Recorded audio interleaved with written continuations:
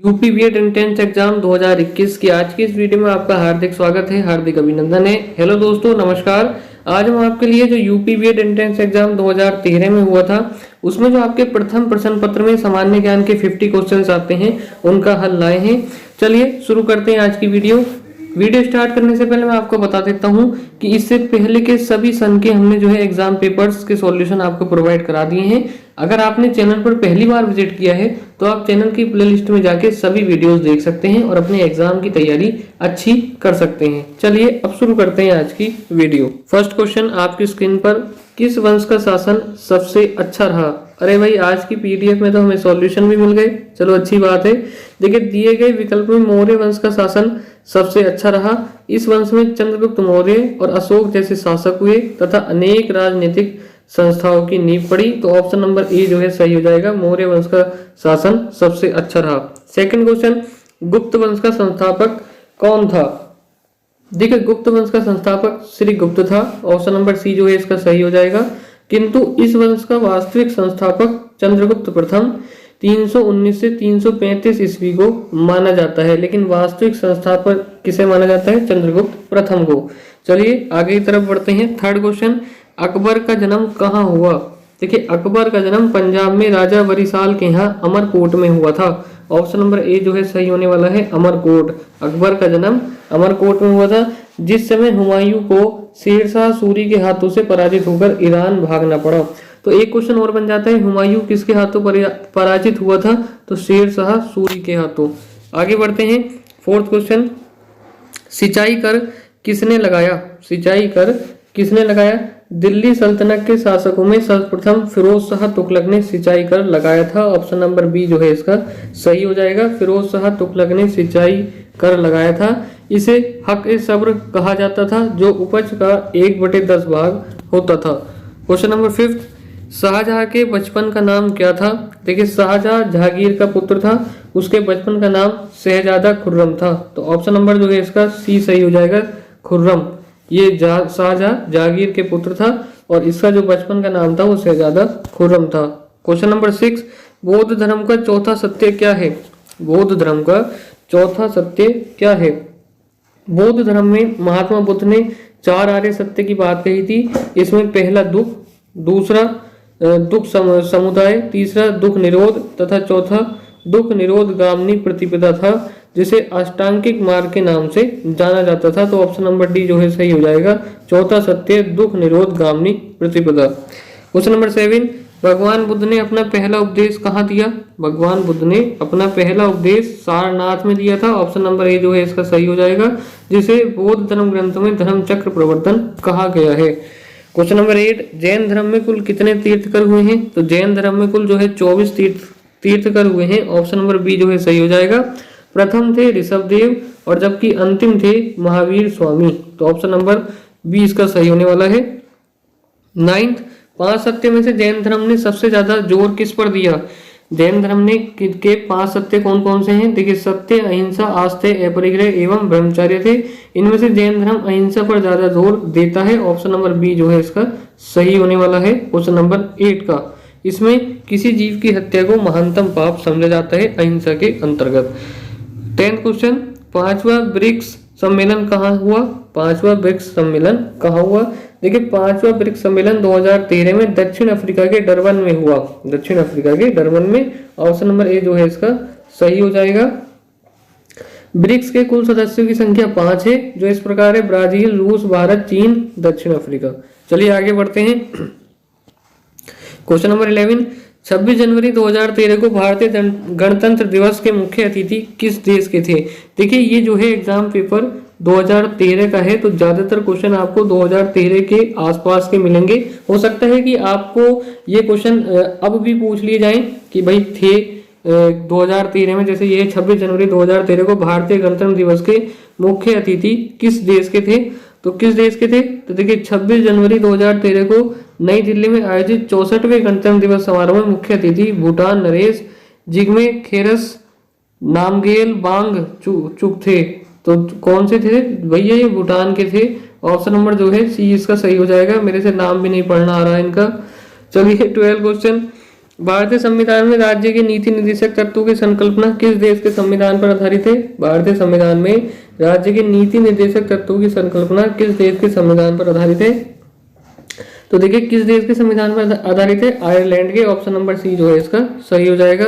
13 भारतीय संविधान की अस्पृश्यता उन्मूलन से संबंधित अनुच्छेद है, कौन सा होगा? अनुच्छेद 17। तो ऑप्शन नंबर जो है इसका ए बिल्कुल सही होने वाला है। आगे बढ़ते हैं। कौन से ग्रह का कोई उपग्रह नहीं है? ये पहले भी आ चुका है। कौन से ग्रह का कोई उपग्रह नहीं है? बुध एवं शुक्र ऐसे दो ग्रह हैं जिनका कोई उपग्रह नहीं है। पृथ्वी का उपग्रह चंद्रमा है, मंगल के उपग्रह की संख्या 2 है तथा बृहस्पति के सर्वाधिक 63 उपग्रह हैं। तो ऑप्शन नंबर ए जो है इसका सही हो जाएगा। शुक्र और बुध का भी कोई उपग्रह नहीं होगा। देखिए शुक्र जो है सबसे चमकदार जो है ग्रह भी है, तो ये जो है ये भी बात आप याद रखना, कई बार पूछा गया क्वेश्चन है। निम्नलिखित में से किस नदी को बिहार का शोक कहा जाता है? Question number 15। तो कोसी नदी को बिहार का शोक कहा जाता है। ऑप्शन नंबर डी जो है इसका सही हो जाएगा, क्योंकि ये बिहार में भयंकर तबाही लाती है। दामोदर नदी को बंगाल का शोक कहा जाता है, और बंगाल का शोक किसे कहा जाता है? दामोदर नदी को। ये पॉइंट आप देख सकते हैं। आगे बढ़ते हैं। सूरत किस नदी के तट पर स्थित है? Question number 16। तो गुजरात में स्थित सूरत तापी नदी के किनारे स्थित है। ये पहले भी आ चुका है क्वेश्चन नंबर जो है 16। ऑप्शन बी इसका सही हो जाएगा। पृथ्वी से सूर्य की दूरी कितनी है? पृथ्वी से सूर्य की दूरी कितनी है? तो 14.98 करोड़ मीटर पृथ्वी से सूर्य की दूरी है। ऑप्शन नंबर बी जो है सही हो जाएगा। गुलरुखी के नाम से कौन सा शासक कविता लिखता था? Question number 18। गुलरुखी के नाम से कौन सा शासक कविता लिखता था?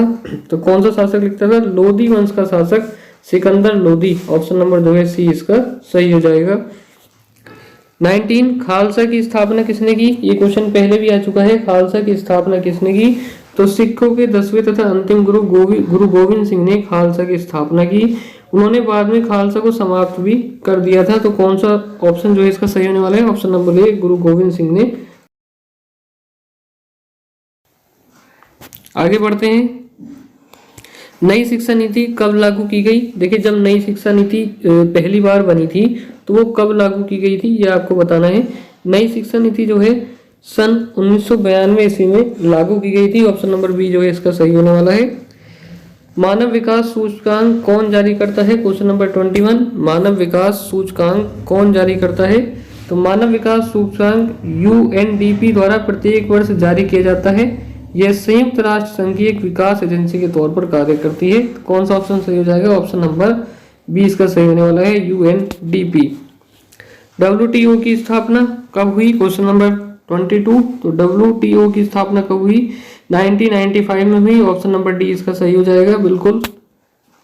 आगे बढ़ते हैं। बब्बर शेरों का अभ्यारण्य कहाँ है? Question number 23। बब्बर शेरों का अभ्यारण्य कहाँ है? तो बब्बर शेरों का अभ्यारण्य जो है वो है गिर, गुजरात में स्थित है। कहाँ? ऑप्शन नंबर बी जो है सही हो जाएगा। आगे बढ़ते हैं। 24 फिलिप्स में आए प्रचंड चक्रवातीय तूफान का क्या नाम था? फिलिप्स में आए प्रचंड चक्रवातीय तूफान का क्या नाम था? तो क्या नाम था? देखिए फिलिप्स में आए प्रचंड चक्रवातीय तूफान का नाम बोफा रखा गया था। दिसंबर 2012 में आया तूफान फिलिप्स के पिंडनाओं में आया था। यह अब तक का सबसे अनिष्टकारी तूफान था। तो कौन सा ऑप्शन सही हो जाना है इसका? ऑप्शन नंबर डी इसका सही हो जाएगा, बोफा। 25 भारत में पेट्रोलियम का सबसे बड़ा स्थान कौन सा है? भारत में पेट्रोलियम का सबसे बड़ा स्थान कौन सा है? तो मुंबई हाई जो है भारत के पेट्रोलियम का सबसे बड़ा स्थान है। ऑप्शन नंबर डी इसका सही होने वाला है। क्वेश्चन नंबर 26 भ्रष्टाचार में सबसे ऊपर कौन सा देश है? देखिए भ्रष्टाचार में सबसे ऊपर सोमालिया है, और अभी ये अब भी जो है सोमालिया ही सबसे भ्रष्ट है। और एशिया में जो है भारत सबसे भ्रष्ट है। एशिया में भारत का पहला स्थान है भ्रष्टाचार में। ठीक है। क्वेश्चन नंबर 27 राष्ट्रीय महिला आयोग की अध्यक्षा कौन है? देखिए ममता शर्मा जी का कार्यकाल 2014 में जो है कंप्लीट हो गया था। उसके बाद ललिता कुमार मंगलम जी को अध्यक्ष बनाया गया, लेकिन उन्होंने सितंबर में अपने पद से इस्तीफा दे दिया था, पिछले साल सितंबर में। तो अब जो है रेखा शर्मा जी प्रेजेंट में राष्ट्रीय महिला आयोग की अध्यक्ष हैं। तो रेखा शर्मा जी जो है सही आंसर होने वाला है। आपको इसमें ऑप्शन नहीं मिलेगा, क्योंकि ये 2013 का एग्जाम पेपर है। आगे की तरफ बढ़ते हैं। क्वेश्चन नंबर 28, 2012 में किस महिला खिलाड़ी ने बैडमिंटन में सबसे ज्यादा खिताब जीते? तो साइना नेहवाल ने सबसे ज्यादा खिताब जीते थे बैडमिंटन में। 28, सितार का आविष्कार किसने किया? अमीर खुसरो ने सितार का आविष्कार किया था। 30, कौन सी ठंडी जलधारा है? कौन सी ठंडी जलधारा है? तो कनारी धारा जो है सबसे ठंडी जलधारा है। ईस्ट की नीतियों में कौन सा प्रधानमंत्री सबसे ज्यादा प्रभावित हुआ? ईस्ट की नीतियों में कौन सा प्रधानमंत्री सबसे ज्यादा प्रभावित हुआ? तो इंद्र कुमार गुलजार जी जो हैं सबसे ज्यादा प्रभावित हुए थे ईस्ट की नीतियों में। ने गुजरात ट्रांजिशन नामक सिद्धांत में अपने पूर्व के पड़ोसी देशों से संबंध सुधारने का प्रयत्न किया। वे ईस्ट की नीतियों से सबसे ज्यादा प्रभावित थे Indra Kumar Gujral. Question number 32, drip सिंचाई किस राज्य में की जाती है? ड्रिप सिंचाई किस राज्य में की जाती है? ड्रिप सिंचाई या बूंद बूंद सिंचाई राजस्थान में की जाती है। ऑप्शन नंबर जो है इसका डी बिल्कुल सही हो जाएगा। 33, भारत का सबसे बड़ा साक्षर प्रदेश है। भारत का सबसे बड़ा साक्षर प्रदेश है। भारत का सबसे साक्षर प्रदेश केरल है। यहाँ की साक्षरता दर 93.91, जबकि भारत की साक्षरता दर 74.04% है। तो जो है केरल जो है इसमें सही आंसर होने वाला है। क्वेश्चन नंबर 34, किसी मनुष्य के शरीर का तापमान होता है? किसी मनुष्य के शरीर का तापमान होता है तो 98 फ़ारेनहाइट होता है। क्वेश्चन नंबर जो है इसका ए सही हो जाएगा। 35, एनसीईआरटी का पूरा नाम क्या है? एनसीईआरटी का पूरा नाम क्या है? National counselling for education research and training जो है इसका पूरा नाम है। ऑप्शन नंबर ए जो है इसका सही हो जाएगा। ये क्वेश्चन पहले भी कई बार क्वेश्चन पेपर में आ चुका है। आगे बढ़ते हैं। भारत का विस्मार किसे कहा जाता है? ये क्वेश्चन भी प्रीवियस ईयर के एग्जाम पेपर में आ चुका है। 38, भारत का विस्मार जो है सरदार वल्लभ भाई पटेल जी को कहा जाता है। ऑप्शन नंबर जो है बी इसका सही हो जाएगा। 37, सबसे बड़ा महासागर है विश्व का सबसे बड़ा महासागर कौन सा है? प्रशांत महासागर। ऑप्शन नंबर सी जो है सही हो जाएगा। 38 क्वेश्चन देखते हैं। अंधेरा किसकी कृति है? अंधेरा किसकी कृति है? तो अखिलेश की कृति है। ऑप्शन नंबर ए जो है सही हो जाएगा। भारत में हरित क्रांति के पितामह कौन है? भारत में हरित क्रांति के पितामह कौन है? MS Swaminathan. MS Swaminathan. Option number B जो है सही हो जाएगा। उन्होंने भारत में कृषि के विकास को अत्यधिक बढ़ावा दिया। राष्ट्रीय खेल दिवस किस दिन मनाया जाता है? राष्ट्रीय खेल दिवस जो है 29 अगस्त को मनाया जाता है। Option number A. Question number 40 का 41, किताब उल हिंद के लेखक कौन थे? किताब उल हिंद के लेखक कौन थे? तो अल बरूनी जो है किताब उल हिंद के लेखक थे। ऑप्शन नंबर सी जो है सही हो जाएगा। ये महमूद गजनबी के साथ भारत आए थे। जावा मानव संबंधी थे। जावा मानव संबंधित है तो मंगोलायड प्रजाति से संबंधित है। ऑप्शन नंबर बी जो है सही हो जाएगा। 43, अनेकांतवाद किस धर्म से संबंधित है? अनेकांतवाद जैन धर्म से संबंधित है। इसे स्यादवाद भी कहा जाता है। जैन धर्म का प्रमुख सिद्धांत है। तो अनेकांतवाद जो है जैन धर्म से संबंधित है। ऑप्शन नंबर ए जो है सही हो जाएगा। अर्जुन पुरस्कार किससे संबंधित है? अर्जुन पुरस्कार किससे संबंधित है? तो देखिए अर्जुन पुरस्कार खेल से संबंधित है। यह खेलों में उत्कृष्ट प्रदर्शन करने वाले खिलाड़ी को दिया जाता है। ऑप्शन नंबर बी जो है इसका सही हो जाएगा। 45, तारीख फिरोज शाही किसकी रचना है? तारीख फिरोज शाही जियाउद्दीन बर्नी की रचना है। ऑप्शन नंबर ए इसका बिल्कुल सही हो जाएगा। 46, लोधी वंश का अंतिम शासक कौन था? ये पहले भी आ चुका है। लोधी वंश का अंतिम शासक जो है इब्राहिम लोधी था। ऑप्शन नंबर सी सही हो जाएगा। 1526 ईस्वी में पानीपत के प्रथम युद्ध में इब्राहिम लोधी को हराकर बाबर ने मुगल वंश की नींव रखी। देखिए 3 क्वेश्चन बनते हैं इससे। इब्राहिम लोधी को किसने हराया था? बाबर ने। और मुगल वंश की स्थापना किसने की है? नींव किसने रखी? तो बाबर ने ही मुगल वंश की नींव रखी थी। 47, दीन इलाही की स्थापना किसने की थी? ये पहले भी आ चुका है क्वेश्चन। देखिए दीन इलाही की स्थापना 1582 ईस्वी में अकबर ने की थी। इसे तौहीद इलाही के नाम से भी जाना जाता है। तो किसने की थी? अकबर ने 1582 ईस्वी में। ऑप्शन नंबर डी जो है सही हो जाएगा। टीपू सुल्तान के पिता का नाम? क्वेश्चन नंबर 48, टीपू सुल्तान के पिता का नाम हैदर अली था। ऑप्शन नंबर जो है ए इसका सही होने वाला है।